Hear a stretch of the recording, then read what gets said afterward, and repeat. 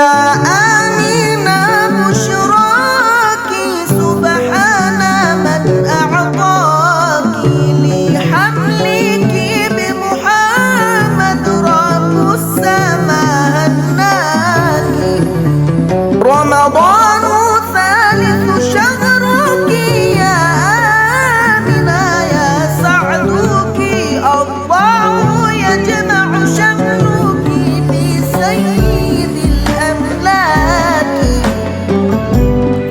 ولد الحبيب مخضونا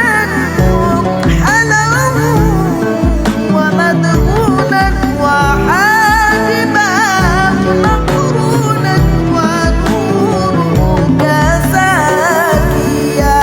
آمنة بشراك سبحان من أعطاك لحملك بمحمد رب السماء هناك. أعوذ بالله من الشيطان الرجيم. بسم الله الرحمن الرحيم.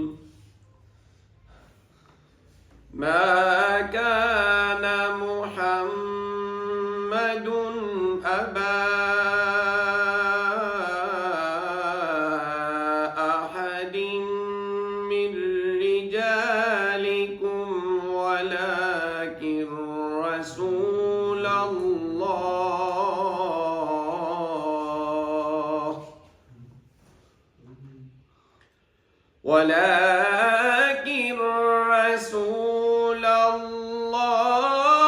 وخاتم النبيين. وكان الله بكل شيء عليما.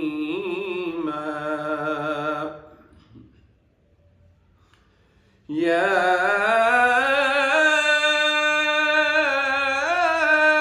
أيها الذين آمنوا اذكروا الله ذكرا كثيرا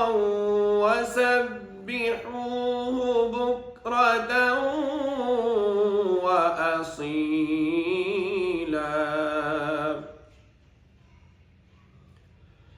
هو الذي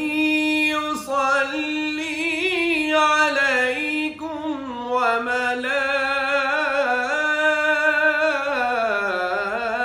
وملائكته ليخرجكم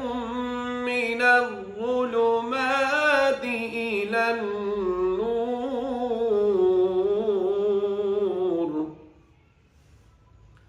وكان بالمؤمنين رحيما. وكان بالمؤمنين رحيما.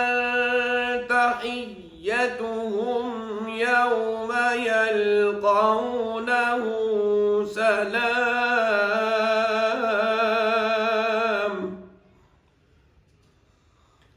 وأعد لهم أجرا كريما.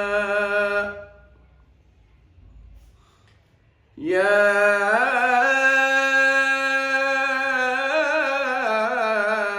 أيها النبي إنا أرسلناك شاهدا ومبشرا ونذيرا وداعيا إلى الله.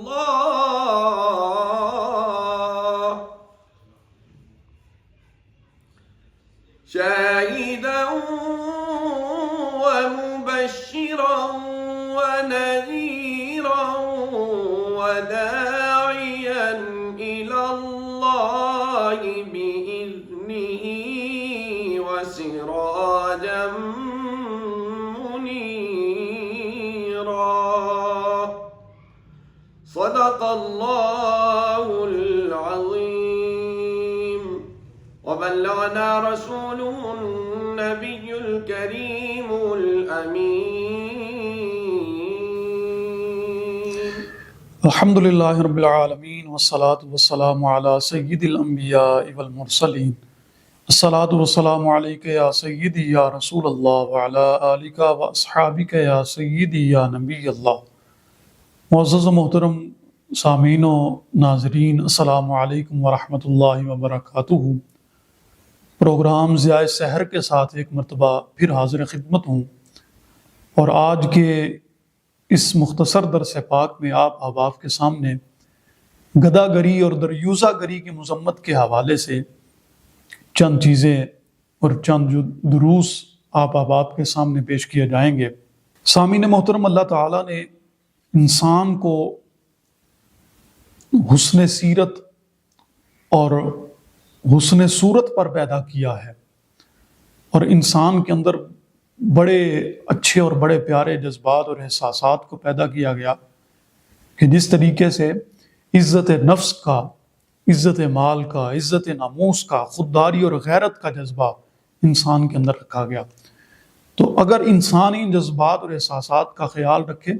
تو یقیناً انسان کے لیے عزت و شرف کا باعث ہے، لیکن اگر انسان خود ہی ان جذبات کا گلا گھونٹ دے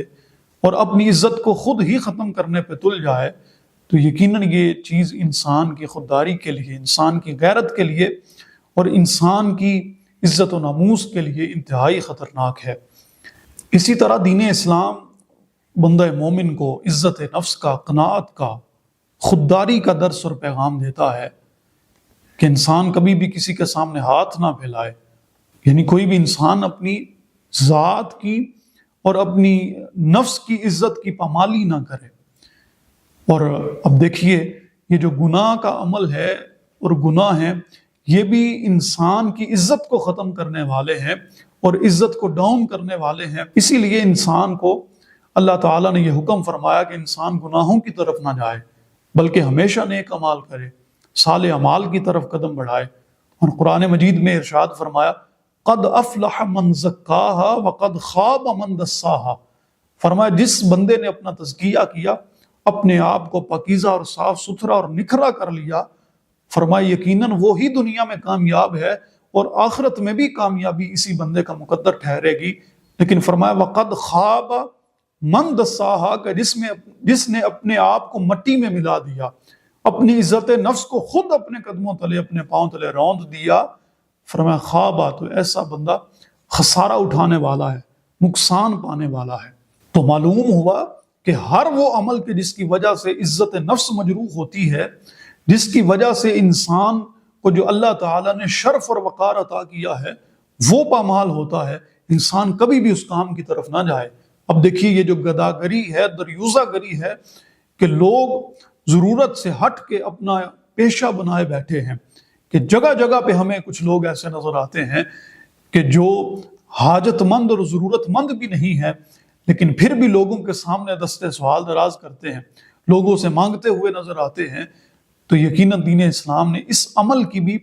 مذمت فرمائی ہے، اور قرآن مجید میں بھی جگہ جگہ پہ انسان کو حرکت کا، عمل کا، سعی کا،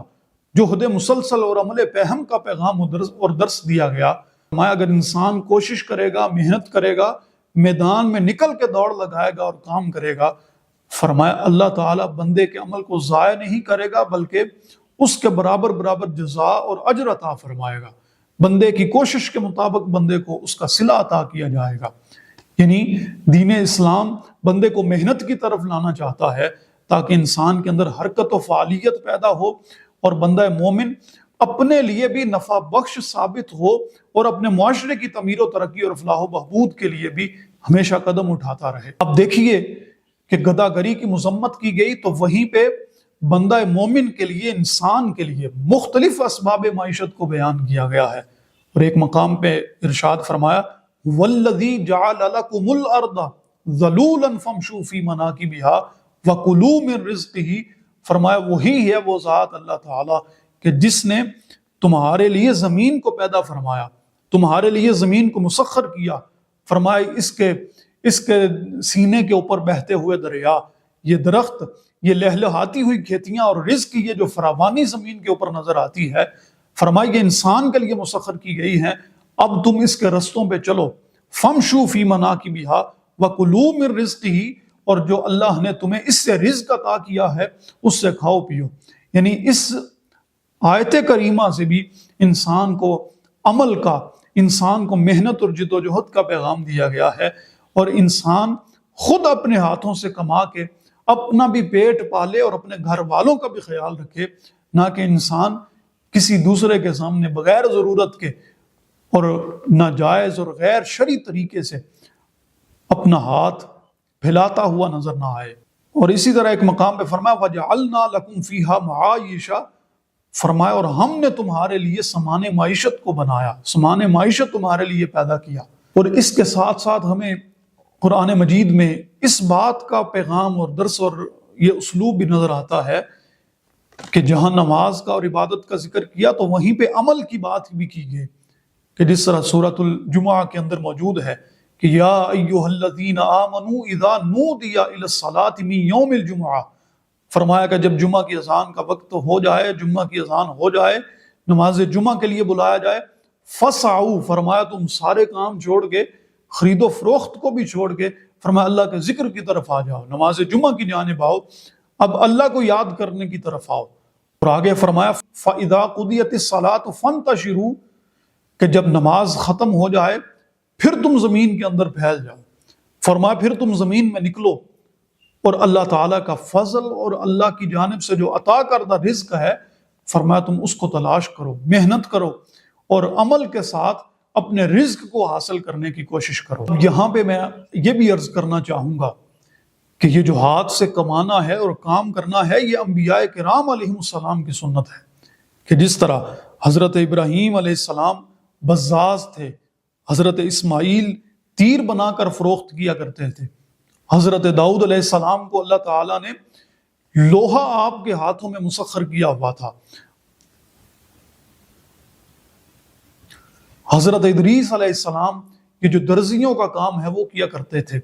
اور حضرت زکریا علیہ السلام یہ جو بڑھئی کام کرتے ہیں وہ کام کیا کرتے تھے۔ اور اسی طرح صحابہ کرام کے اندر بھی ہمیں یہ چیزیں ملتی ہیں۔ حضور نبی رحمت صلی اللہ علیہ وسلم خود تجارت فرمایا کرتے تھے، یعنی یہ جو کام کرنا ہے اور رزق حلال کمانا، یہ انبیاء کرام علیہ السلام کی سنت ہے۔ اسی لیے حضور نبی رحمت صلی اللہ علیہ وسلم نے بھی ہمیں عمل کا پیغام دیا ہے، نہ کہ انسان اپنے اندر سستی اور کاہلی پیدا کر کے بیٹھ جائے اور جم جائے۔ اور ایک مقام پہ فرمایا کہ بندے کے لیے یہ عمل بڑا بہتر ہے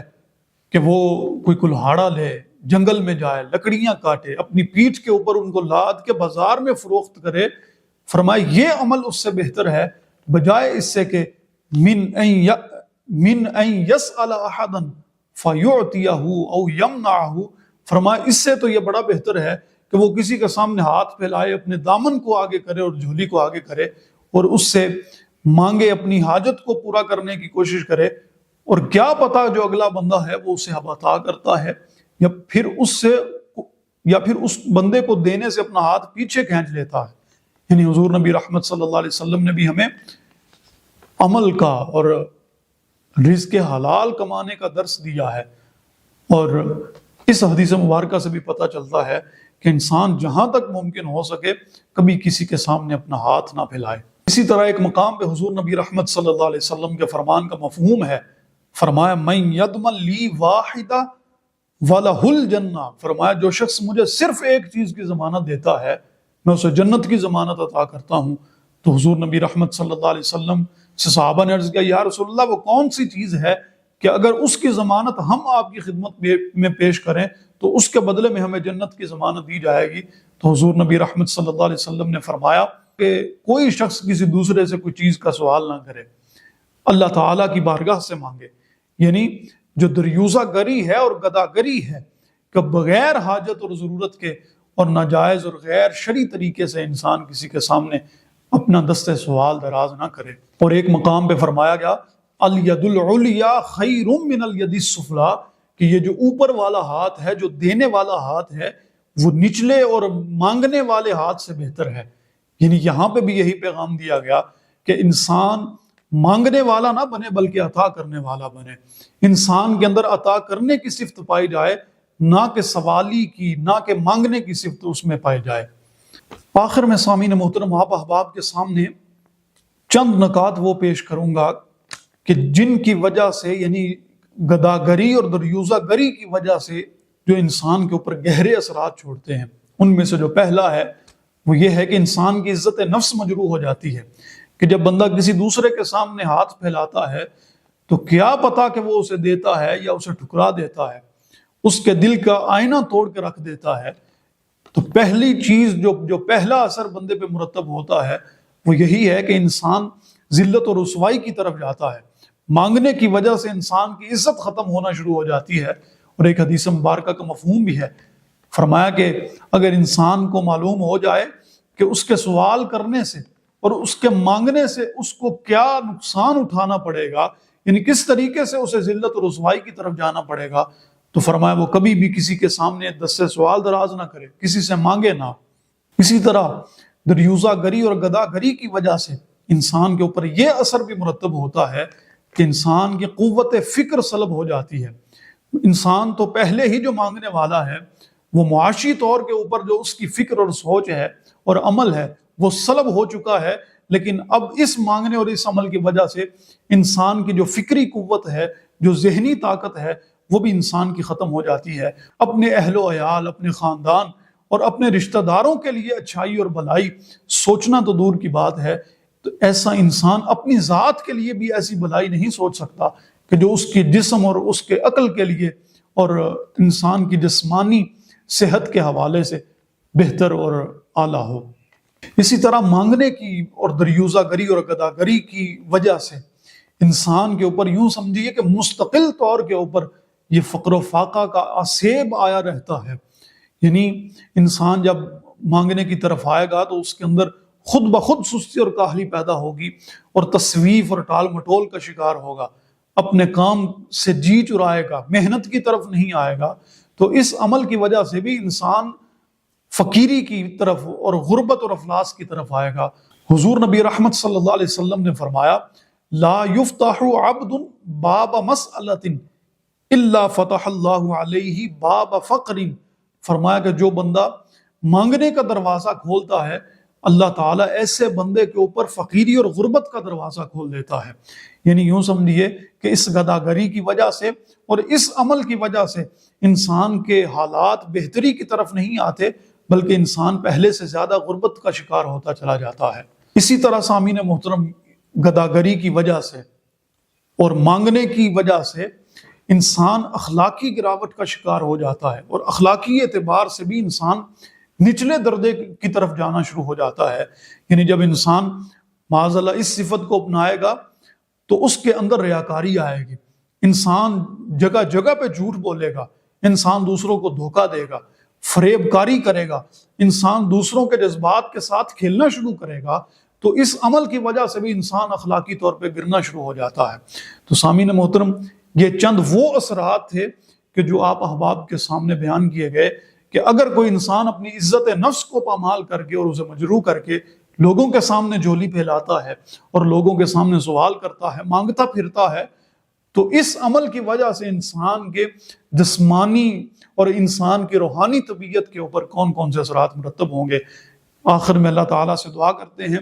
کہ اللہ تعالیٰ ہمیشہ اپنی بارگاہ کا سوالی رکھے اور ہم ہمیشہ اللہ تعالیٰ کی بارگاہ سے مانگتے رہیں، اور حضور نبی رحمت صلی اللہ علیہ وسلم کی ہم سب کو سچی پکی غلامی اور محبت عطا فرمائے، اور دین اسلام کی تعلیمات کو سمجھ کے ان کے اوپر عمل پیرا ہونے کی توفیق عطا فرمائے۔ آمین والسلام۔ دلوں سے غم مٹاتا ہے محمد نام ایسا ہے، دلوں سے غم مٹاتا ہے محمد نام ایسا ہے، نگر اجڑے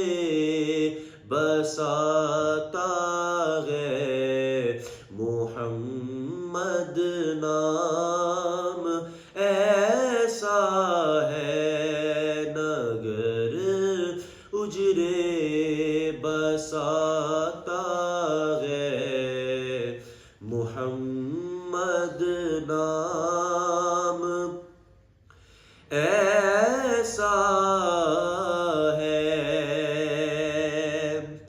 انہی کے نام سے پائی فقیروں نے شہنشاہی انہی کے نام سے پائی فقیروں نے شہنشاہی خدا سے بھی ملاتا ہے محمد نام ایسا ہے خدا سے بھی ملاتا ہے محمد نام ایسا ہے محبت کے کنول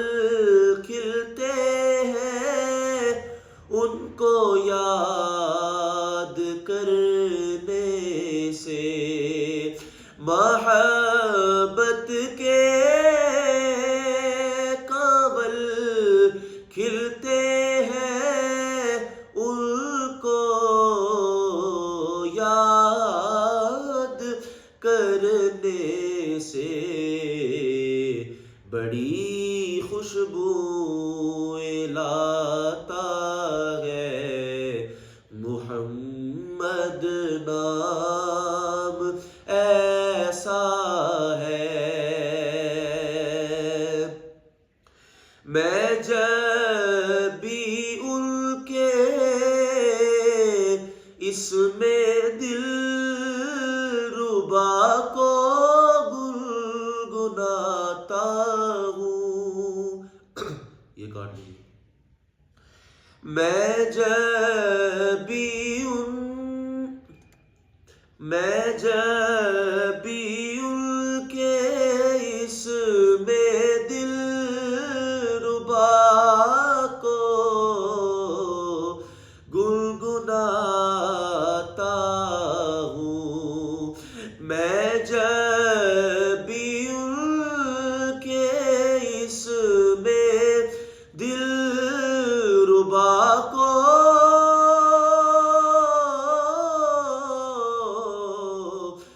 گنگناتا ہوں لبوں سے نور آتا ہے محمد نام ایسا ہے لبوں سے نور آتا ہے محمد نام ایسا ہے میں فخری دین و دنیا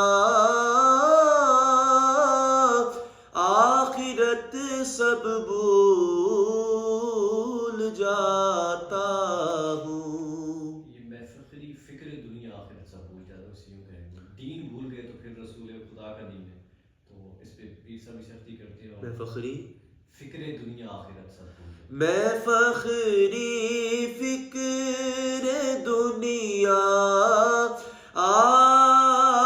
آخرت سب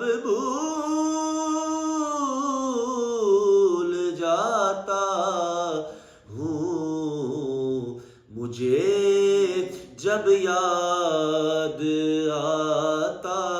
ہے محمد نام ایسا ہے دلوں سے غم مٹاتا ہے محمد نام ایسا ہے